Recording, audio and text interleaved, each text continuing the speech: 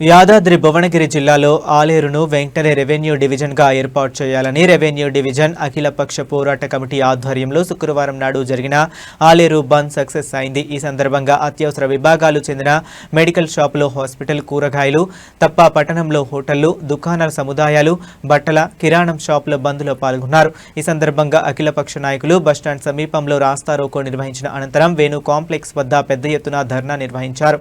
బంద్ కార్యక్రమంలో BJP, CPM, CPI ML, new democracy, ఇతర ML party నాయకులు బంద్లో పాల్గొన్నారు।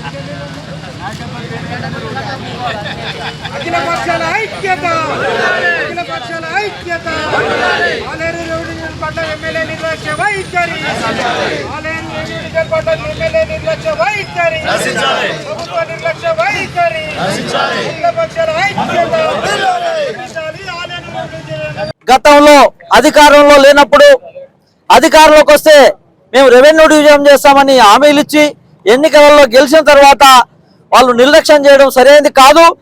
అందుకే ఈ పోరాటం చేయడం జరుగుతుంది। ఒకవేళ గత పాలకులకు పట్టిన గతి ఇప్పుడునే పాలకులు పడుతుంది, ప్రజలు తిరుగుబాటు చేస్తే వీళ్ళు మళ్ళీ శంకరగిరి మాండ్యాలు పట్టాల్సిన పరిస్థితి వస్తుంది।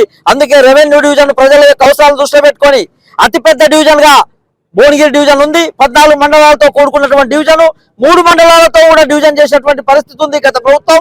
మళ్ళీ వీళ్ళు వెంటనే ప్రజల సౌకర్యార్థము, ఆలేరు ప్రజల అభివృద్ధి కోసము రెవెన్యూ డివిజన్ వెంటనే ప్రకటన చేయాలని ఈ సందర్భంగా ఆలేరు కాన్స్టిట్యున్సీ ఏదైతే ఉందో ఇక్కడ డివిజన్ ఏర్పాటుకు 2 మున్సిపాలిటీలు ఉన్నాయి।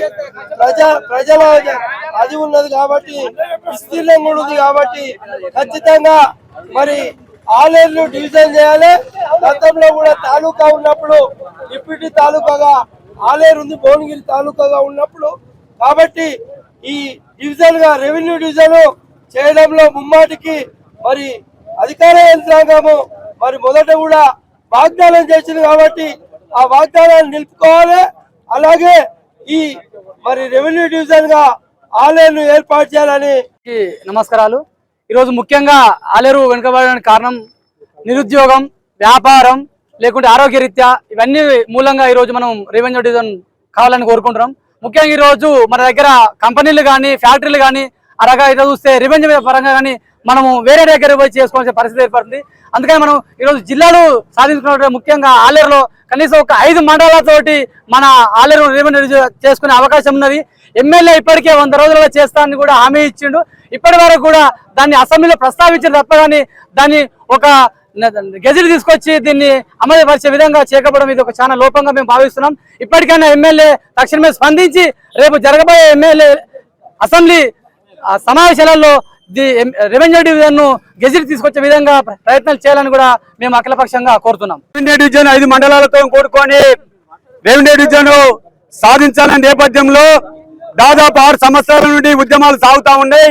ఈ పోరాటాలు ఇక్కడ కొనసాగుతా ఉన్నాయి।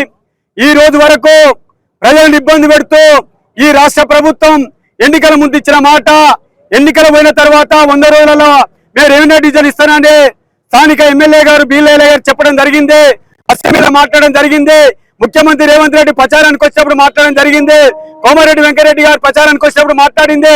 ఇవాళ ఏమైనా ఆ మాటలని మేము సందర్భంగా అడుగుతా ఉన్నాం। రెవెన్యూ డివిజన్ కోసం ఎన్ని ఉద్యమాలు చేయాలి, ఎన్ని పోరాటాలు చేయాలి, ఇంకా ఎన్ని ఉద్యమాలు నడపాలి, ఈ రోడ్డు మీదకి ఎందరు రావాలి, ఎన్నిసార్లు బంధులు పెట్టాలి, ఎన్ని కార్యక్రమాలు చేయాలి, ఒక్కపారి ఈ రాష్ట్ర ప్రభుత్వం ఆలోచన చేయవలసిన అవసరం ఉందని ఈ సందర్భంగా గుర్తు చేస్తా ఉన్నాం. ప్రత్యేక తెలంగాణ రాష్ట్రం సాధించడానికి అనేక మంది విద్యార్థులు చనిపోయారు. తెలంగాణ రాష్ట్రం వచ్చింది. ఈ రెవెన్యూ డివిజన్ కోసం కూడా బలిదానాలు చేసుకోవాలన్నా చెప్పండి. ఈ రెవెన్యూ డివిజన్ కోసం కూడా బంధుకు నిలబడాలన్నా చెప్పండి. అందుకే రెవెన్యూ డివిజన్ తక్షణమే ప్రకటించాలని అఖిలపక్ష తరపున డిమాండ్ చేస్తూ అధికార ప్రకటన చేయాలని ఈ సందర్భంగా మేము గుర్తు చేస్తా ఉన్నాం. అన్ని రంగాల్లో పూర్తిగా విఫలమైపోతుంది. ఆలేరు అభివృద్ధి జరగాలంటే రెవెన్యూ డివిజన్ ఏర్పాటు తప్ప వేరే అవకాశం లేదు. గత 5 సంవత్సరాల నుండి కూడా అఖిలపక్ష కమిటీ ఆధ్వర్యంలో ఎన్నో ఉద్యమాలు నిర్వహించడం జరిగింది. అలాగే దీని మీద స్పందించి గత రాష్ట్ర అసెంబ్లీ ఎన్నికల సందర్భంగా కాంగ్రెస్ పార్టీ అభ్యర్థి బీర్లా ఐలయ్య గారు మేము అధికారంలోకి వస్తే 100 రోజుల్లో రెవెన్యూ డివిజన్ ఏర్పాటు చేస్తామని చెప్పి ఎన్నికల మేనిఫెస్టోలో పెట్టడం జరిగింది.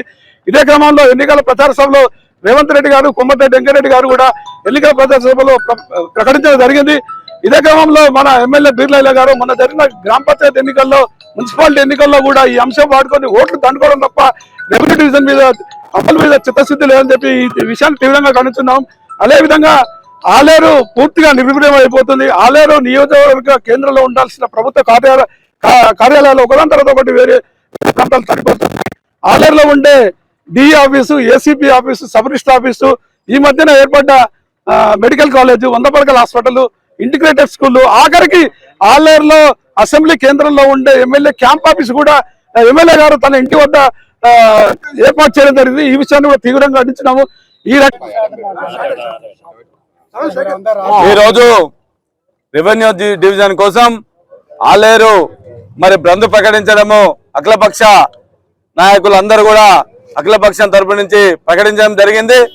ఈ రోజు ఇక్కడికి వచ్చేసినటువంటి మరి అన్ని పార్టీల నాయకులకు, మరి ఈ యొక్క పట్టణ ప్రజలకు, మరి మండల ప్రజలకు, పత్రికా విలేకరులకు, ప్రెస్ మిత్రులందరికీ కూడా నా ప్రత్యేక ధన్యవాదాలు తెలియజేస్తూ, మరి ఈ రోజు మనము ఈ ప్రకటిస్తానని చెప్పినటువంటి మరి కాంగ్రెస్ పార్టీ, మరి రేవంత్ రెడ్డి, అదేవిధంగా కోమిటిరెడ్డి వెంకటరెడ్డి, ఇక్కడ స్థానిక ఎమ్మెల్యే గారు మరి గతంలో మరి ఎలక్షన్ ముందు నుంచే ఈ రెవెన్యూ డివిజన్ గురించి అఖిలపక్షం తరపుకెళ్ళి వాళ్ళు అనేక కార్యక్రమాలు చేస్తుండ్రు. ఆ కార్యక్రమాలను దృష్టిలో పెట్టుకొని మరి వాళ్ళు మరి